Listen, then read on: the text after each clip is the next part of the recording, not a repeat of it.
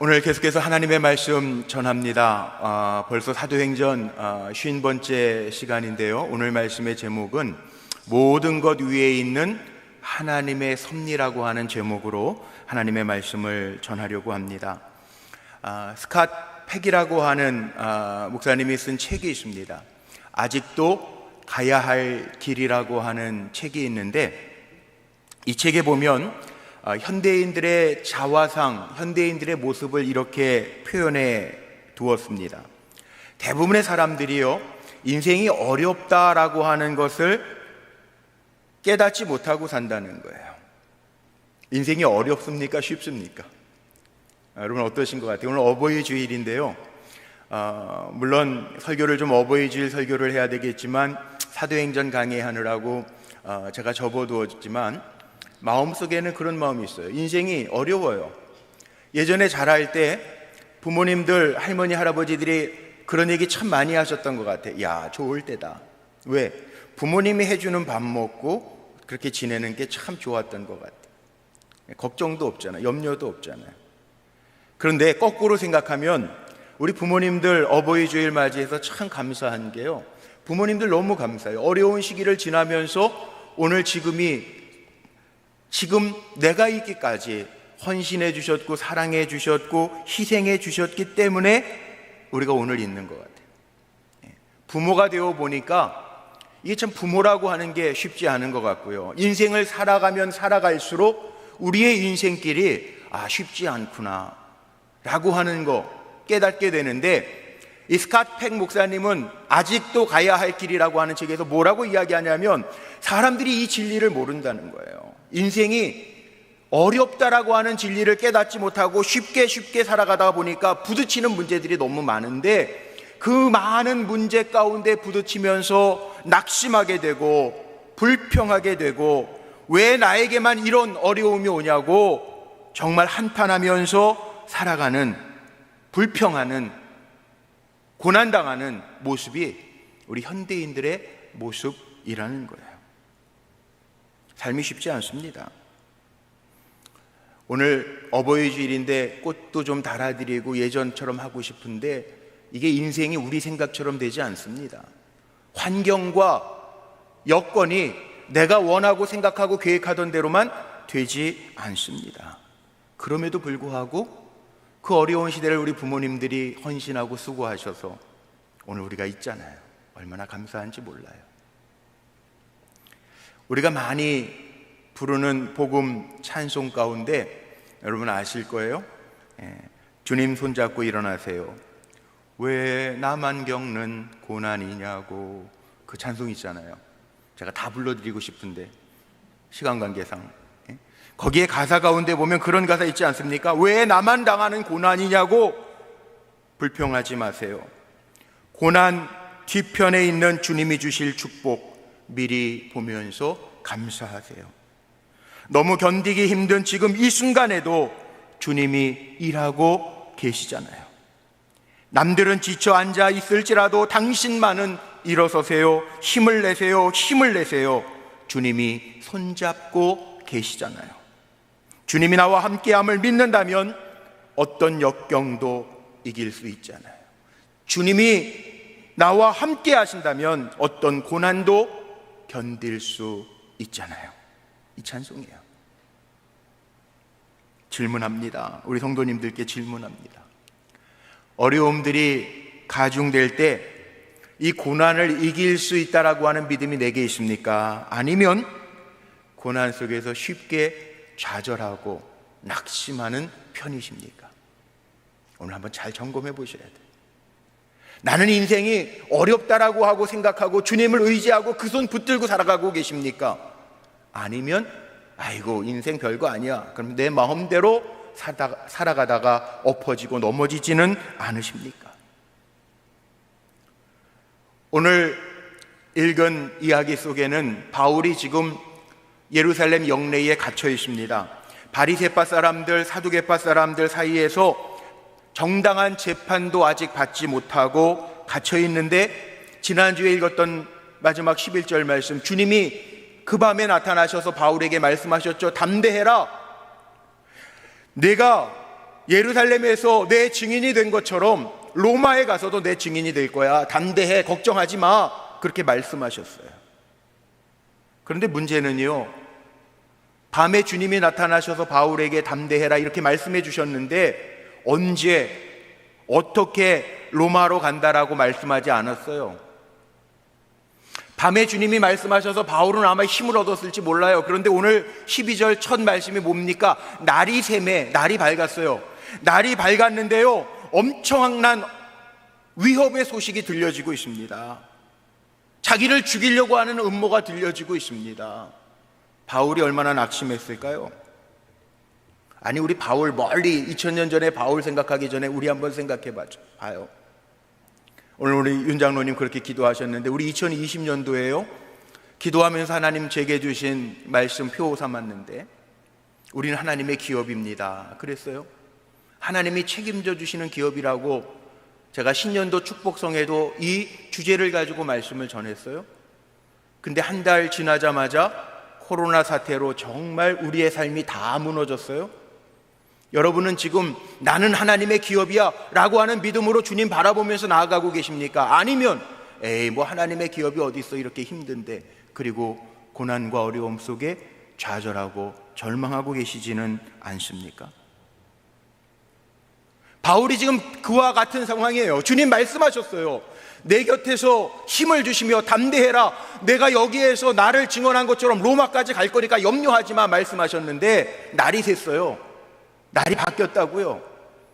그랬더니 한 명도 아니 40여 명이나 바울을 죽이려고 음모를 꾸미고 있어요. 그것도요, 유대인들이 금식하면서 먹을 것도 먹지 않고 마시지도 않고 바울을 죽이겠다고 결단하고 있어요. 유대인들의 금식은요, 하나님 앞에 더 가까이 나가기 위한 신앙의 의식인데도 불구하고 이 바울 죽이려고 하는 거기에 온갖 정성과 마음을 쏟으면서 금식하고 있어요. 기가 막힌 일 아닙니까? 근데 우리 성도들이 꼭 기억해야 할 것이 있어요. 하나님의 백성들에게는, 하나님의 자녀들에게는, 하나님의 일을 감당하는 하나님의 종들에게는 하나님의 약속이 변함없이 이루어진다라고 하는 사실을 믿으시기를 바랍니다. 히브리 사람들의 속담 가운데 이런 속담이 있어요. 앞뒤 좌우가 막혔느냐? 하늘을 봐라. 하늘은 항상 열려 있다.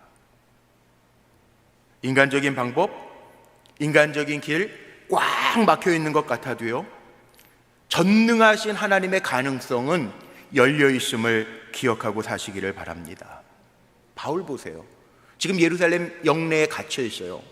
자유가 없어요? 아니, 자유를 줘서 바깥으로 내보낸다고 하더라도 지금 유대인들은 눈에 살기가 등등해서 먹지도 않고 마시지도 않고 바울을 죽이겠다고, 아마 그 영내에서 벗어나기만 해도 바울은 죽을 위협 가운데 놓여져 있어요. 그런데 믿음이 뭡니까?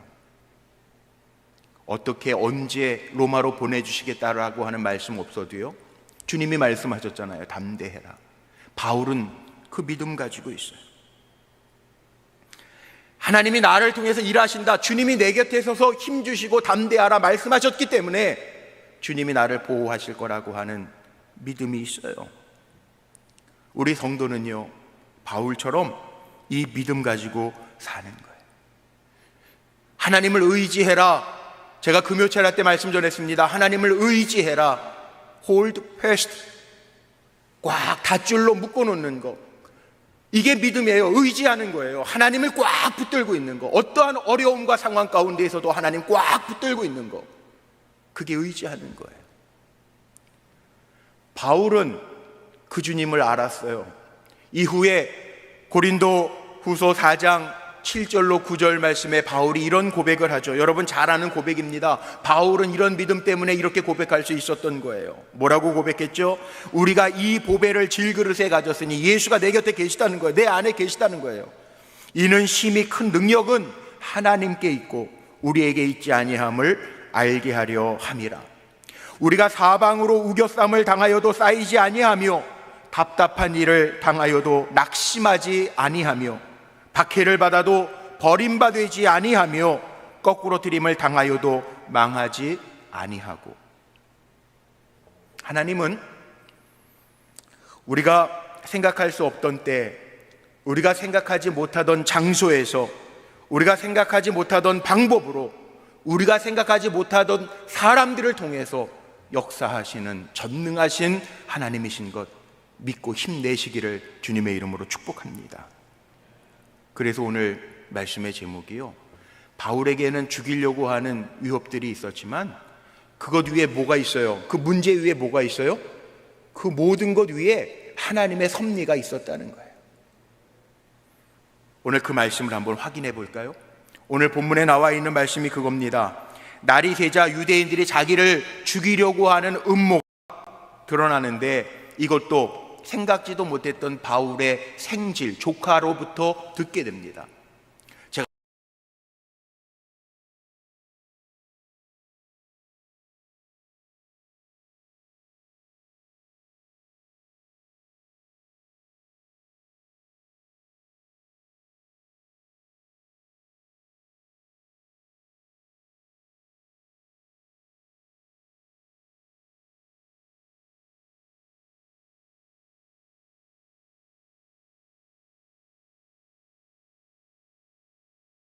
여기에 보니까 뭐라고 그랬어요? 20절에 21절 말씀에 보면 이 바울의 조카가 바울이 부탁한 대로 천부장을 찾아가서요 얘기하는 내용이 나옵니다. 대답하되 유대인들의 공모하기를 그들이 바울에 대하여 더 자세한 것을 묻기 위함이라 하고 내일 그를 데리고 공회로 내려오기를 당신께 청하고자 하였으니, 당신은, 천부장은 저희 청함을 따르지 마옵소서. 그들 중에서 바울을 죽이기 전에는 먹지도 않고 마시지도 않기로 맹세한 자가 40여 명이 그를 죽이려고 숨어서 지금 다 준비하고 당신의 허락만을 기다리나이다 하니. 이게 유대인이 꾸민 음모의 내용이에요. 몇 명이라고요? 40여 명이 지금 바울을 죽이려고요 서원했어요. 서원. 이 서원이라고 하는 말이 유대인들에게는 굉장히 이게 중요한 말이거든요. 케렘이라는 단어를 쓰는데, 이 서원이라고 하는 게 뭐냐면 이 일을 하나님이 이루어 주시지 않으면 우리가 죽겠나이다, 그렇게 각오하는 거예요. 지금 40여 명이요 바울을 죽이려고 이런 계략을 꾸며 놓은 거예요. 40명. 바울을 공회로 데려오는 척하다가 매복하여 죽이려고 하는 사람이 40명, 40여 명. 바울이 40여 명을 어떻게 당합니까? 얼마나 힘들까요? 이 얘기를 들었을 때 믿음이 없었더라면, 사방으로 우겨쌈을 당하여도 쌓이지 아니하며 거꾸로 트림을 당하여도 망하지 아니한다라고 하는 믿음이 없었더라면 바울은 얼마나 괴로웠을까요? 한번 생각해 보십시오. 우리도 살아가면서요 힘든 일들 참 많아요. 직장 생활하면서 사람 때문에 힘들어하는 분들도 있어요. 사무실에 마음 안 맞는 사람 한 사람만 있어도 직장 가기 싫어 그러는 분들도 있잖아요. 피를 나눈 가족들도요, 죽고 못 사는 것 같다가도 마음이 틀어져서 힘들면 집에 가기도 싫잖아요. 그게 인간의 마음 아닙니까?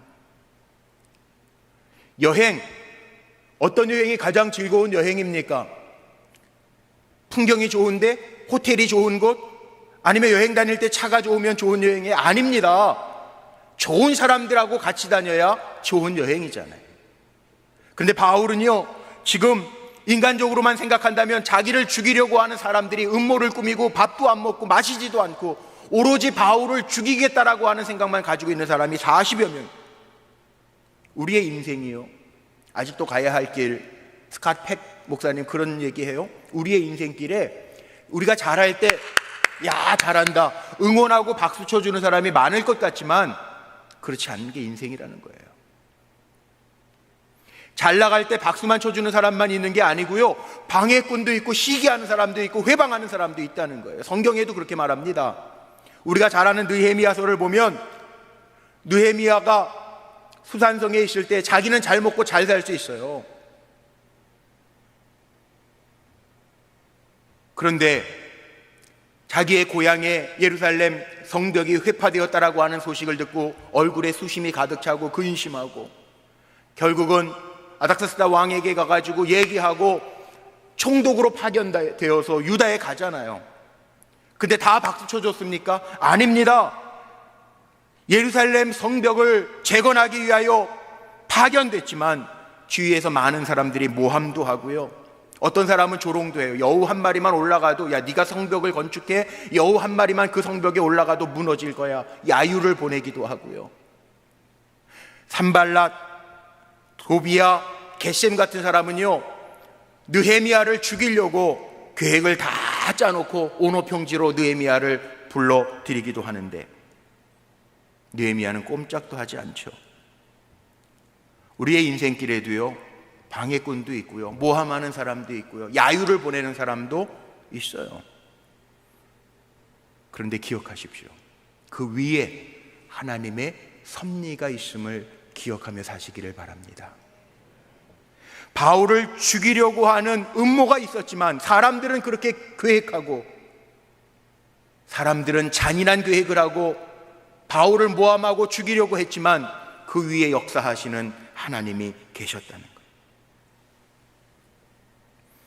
갑자기 성경을 읽다가 저도 놀란 게, 왜 갑자기 바울의 생질이 등장을 합니까? 유대인들이 바울을 죽이려고 모함하는 그 모함이 어떻게 바울의 조카의 귀에, 바울은 옥에 갇혀 있는데 조카의 귀에 들려져서 그 조카를 통해서 바울의 귀에 들어가게 되고, 바울이 거기에서 백부장을 청하여 그 조카를 천부장을 만나게 하고요, 그리고 그것으로 끝나는 것이 아니라 그 일로 인하여 하나님이 바울을 철옹벽을 만들어 가시는 것을 볼 수 있어요. 바울이 로마서에서 그런 고백을 하죠. 하나님이 우리를 위하시면, 하나님이 우리를 위하여, 나를 위하여 계획하시면 그 사랑에서 끊을 수 있는 것이 죽음이냐, 칼이냐, 기글이냐, 박해냐. 하나님이 우리를 위하시면, 지금 코로나 때문에 힘들고 어렵습니다. 경제도 어렵다고 이야기합니다. 살아가는 삶의 일상이 무너졌다고 이야기합니다. 그런데 우리에게도 바울과 같은 믿음이 있다면, 하나님이 쓰시는 사람, 하나님의 일꾼들, 하나님이 위하시는 사람이 되면 죽음이나 위협이나 칼이랴, 하나님이 우리를 위하시면 모든 상황은 종료인 줄로 저는 분명히 믿습니다.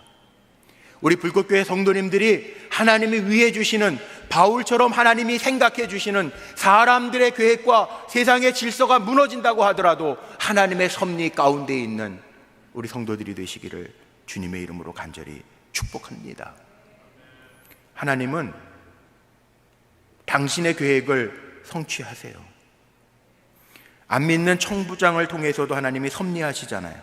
기가 막히지 않아요? 성경 보면서 17절로 19절 말씀에 보면요, 바울의 생질, 조카는 조카라고 혈육이라서 그렇다고 쳐요, 바울에게 가서. 그런데 천부장, 하나님을 알지도 못하는 예루살렘의 천부장은요, 바울이 보낸 조카 생질을 만나고, 천부장이면 대단한 권세가 있는 사람입니다. 한 청년이 왔을 때요, 할 말이 있다고 그러니까 그 손을 잡고 물러가서 조용히, 할 말이 뭔데? 그리고 물어보는 장면이 17절로 19절에 나와요. 천부장이 청년 하나가 할 말이 있다고 그러니까 조용히 끌고 가서 할 말이 뭔데? 우호적인 태도를 취하고 있어요, 그 높은 천부장이. 이게 우연일까요? 아니면 하나님께서 천부장의 마음도 움직이시는 걸까요? 천부장을 통해서도 하나님은 바울이 가야 할 길을 지금 이끌고 가시는 거예요. 때로는요, 믿음의 사람을 통해서도 하나님이 역사하시지만 여기 천부장처럼요, 이상하지 않습니까? 하나님을 알지도 못하지만 하나님의 계획 안에서 쓰임받고 있다는 거예요. 주님의 일을 하다가 보면 안 믿는 사람도 하나님이 쓰실 때가 있어요. 제가 종종 간증할 때 많이 썼던 간증인데, 첫 목회 때요, 농촌이었어요. 첫 목회 때인데 농촌인데 농사만 짓는데, 어느 집에는요, 그 농촌에 그런 집들 있잖아요, 개 치는 집들, 개 길러가지고 개를 팔아서 사는 집이 있어요. 개 치는 집이 있어요. 우리 마을에도 개 치는 집이 있었어요. 근데 이게 똥개도 기르지만 뭐 이게 난폭한 개들을 길러요. 애완용 개가 아니라 난폭한 개들을 아주 이렇게 우리를 쳐놓고 개를 수십 마리씩 길러요. 그런데 낮에 이런 일이 있었습니다. 그 개 집 주인의 딸, 제가 이름도 안 잊어버려요. 충이인데 충이라고 하는 초등학교 6학년짜리 여자아이가 개 밥 줘야 될 거 아니에요. 밥 줘. 엄마 아빠는 지금 논에 나갔는데 개 밥 주러 들어갔습니다. 우리에 개 밥 주다가요, 악 소리가 들려가지고 깜짝 놀라서 제가 나가봤어요. 큰 개, 도사견이라고 그러죠. 그 개가 아이의 다리를 이렇게 물고 끌고 다니는 거예요. 애가 물렸어요, 개한테. 어떻게 해요? 빨리 들어가서 애 건져내지 않으면 이거 죽을 것 같더라. 근데 남자가요, 농촌에는요 다 일하러 가고 전도사님이 저 혼자예요. 남자라고는 저밖에 없네. 애들은 몇 명 있는데 어떻게 해야 되죠? 제가 들어가야 되잖아요. 근데 여러분 아시는 것처럼 제가 좀 등치는 이런데 겁이 좀 많아요. 그래도 어떻게 해요? 남자인데 제가 들어가야죠. 죽으면 죽으리라 그러고 전도사인데 그 옆에 보니까는 큰 몽둥이가 하나 있더라고요. 그거 들고 벌벌 떨면서 들어가려고 막 그러는데요, 어디서 나타났는지 그 명선이 아버지라는 분이 계셨는데 그분은 농사를 안 지어요. 왜냐하면 늘 술만, 막걸리를 이렇게 차고 다니는 분이에요. 결국은 그분 어떻게 돌아가셨냐면 술 먹고 경운기 몰고 가다 떨어져서 돌아가신 분인데, 근데 나중에 돌아가셨고, 그분이요 대낮부터 술이 이렇게 취했는데 제가 몽둥이 들고 개 우리에 들어가는데 그 순간에 나타나가지고요, 전도사님 주의소마, 제 몽둥이를 뺏어서 자기가 들어가가지고 개를 개 패듯이 패더라고요. 그래가지고 건져 나왔어요. 그래서 제가 그 피를 절절 흘리니까 담요에 그 아이를 싸가지고 읍내 병원에 갔던 적이 있어요. 그럼 제가 오면서 무슨 생각을 제가 했냐 하면, 제가 잊혀지지 않는 기억이기 때문에 간증을 참 많이 해요. 하나님은요 술 먹은 사람도 쓰시더라니까요. 우리 예수 믿는 사람들 그럴 때 있잖아. 야, 저렇게 술 많이 먹는 사람 저 어떻게 예수 믿겠어? 이런 생각하고 미리 선입견을 갖는데요, 하나님 쓰실 때 보니까 참, 왜 그 순간에 그때 술 이렇게 취해가지고 술 먹은 사람들 또 용기가 100배가 나가지고 주의소 막 뺏어가지고 들어가가지고, 야, 제가 할 일을 그 사람이 했어요. 하나님이 계획하시면요, 천부장, 하나님을 몰라도요 하나님이 바울을 호송하는데 쓰시는 거예요. 놀랍지 않습니까? 바울에게 하나님 말씀하셨어요. 담대해라, 너 로마에 가서도 증인으로 살 거야, 약속하셨잖아요. 하나님은 이 약속을 이루시잖아요. 때로는 조카를 만나게도 하시고 때로는 전혀 하나님을 모르던 천부장도 사용하셔서 하나님은 그 계획을 이루시잖아요. 우리 성도님들 어렵고 힘든 때 낭망하지 말고요, 낭망할 시간 있으면 오늘 바울, 하나님이 조카도 보내주시고 천부장도 붙여주셨던 것처럼 하나님 예비하신 사람들을 만나서 살게 하시는 은혜를 주옵소서 기도하는 가운데 힘을 얻고 살아가는 우리 성도님들 되기를 주의 이름으로 축복합니다. 세상을 살다 보면 위기의 때에 하나님이 만나게 하시는 사람들이 있어요. 잠언 29장 25절 말씀에 보면 이런 말씀이 있습니다.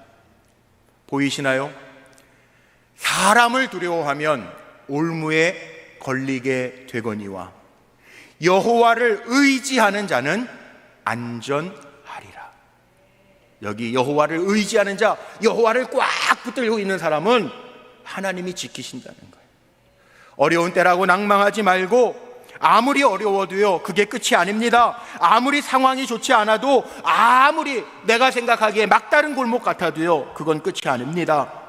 거기에도 나를 지켜보시고 약속대로 보호하시고 이끄시는 하나님이 계신 줄로 믿으시기를 바랍니다. 오늘 우리 찬양 들은 것처럼요, 주님이 내 길 더 잘 아신다고요. 하나님께서 어떻게 하셨는지 아세요?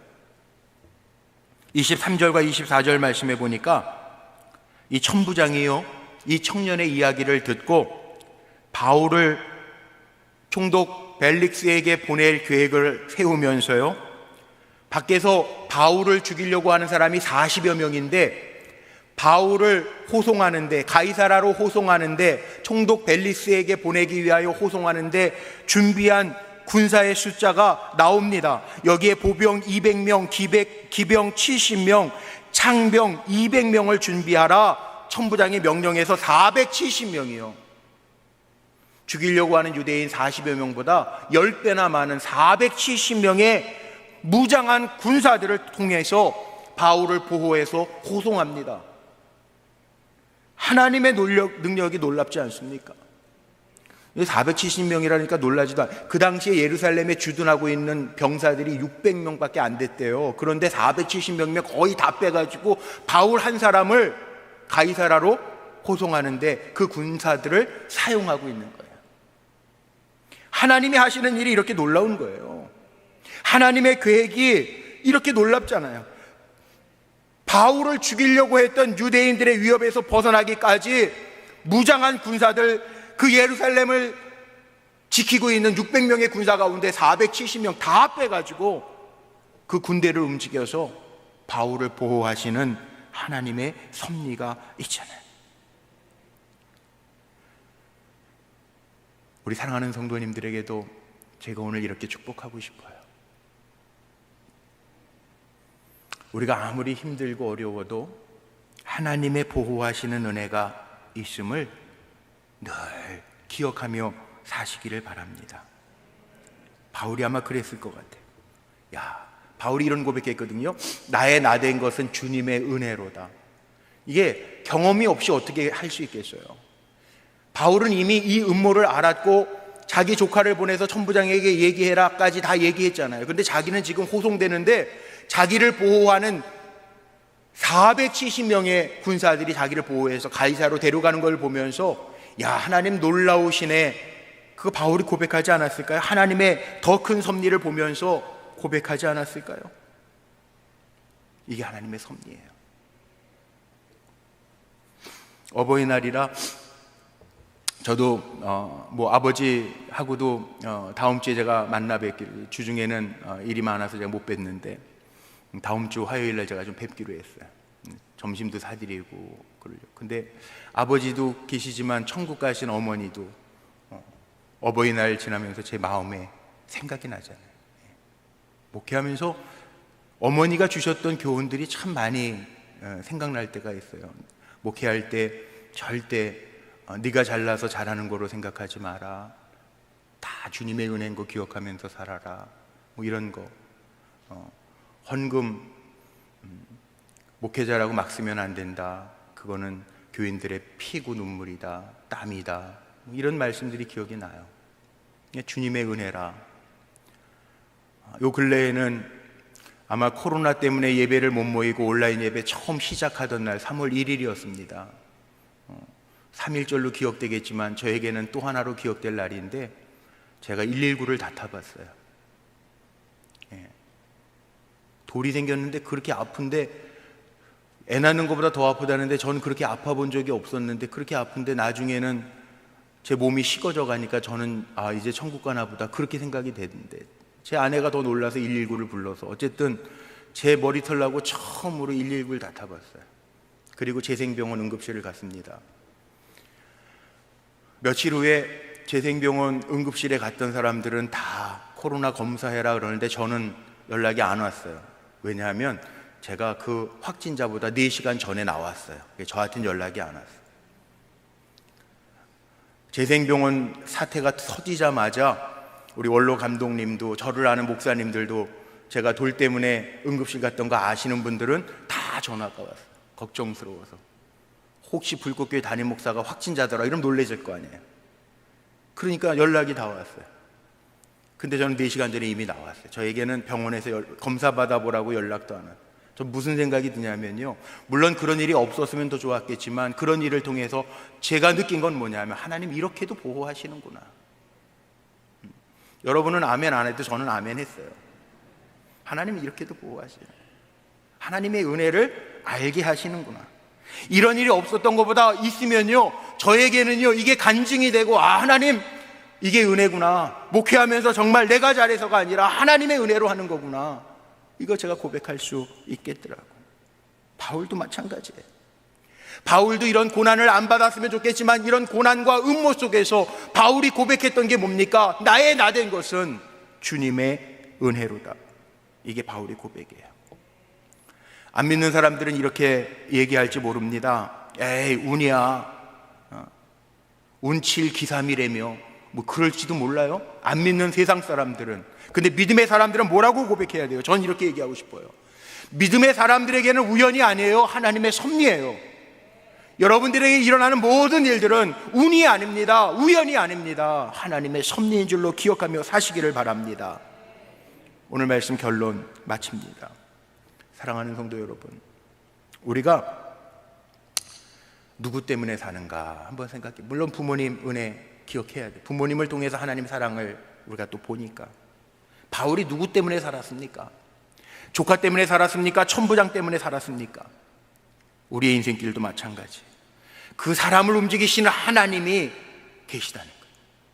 우리 환경이 아무리 어려워도 그 환경도 주장하시고 그 어려운 환경 속에서 사람을 통해서 일하시는 그 위에 계시는 하나님의 섭리가 있음을 기억하며 나아가시기를 주님의 이름으로 축복합니다. 우리 한번 고백하고 말씀 마칠 텐데 우리 한번 힘있게, 마스크 쓰셨지만 힘있게 앞에 쓰여져 있는 말씀 한번 고백하고 말씀 마칠까요? 시작. 우리에겐 모든 것 위에 하나님의 섭리가 있습니다. 아멘. 힘들고 어려운 때 지나지만 바울에게 역사하셨듯이 우리 하나님의 섭리가 늘 우리 사랑하는 성도님들에게 임할 줄로 믿습니다. 기도하시겠습니다.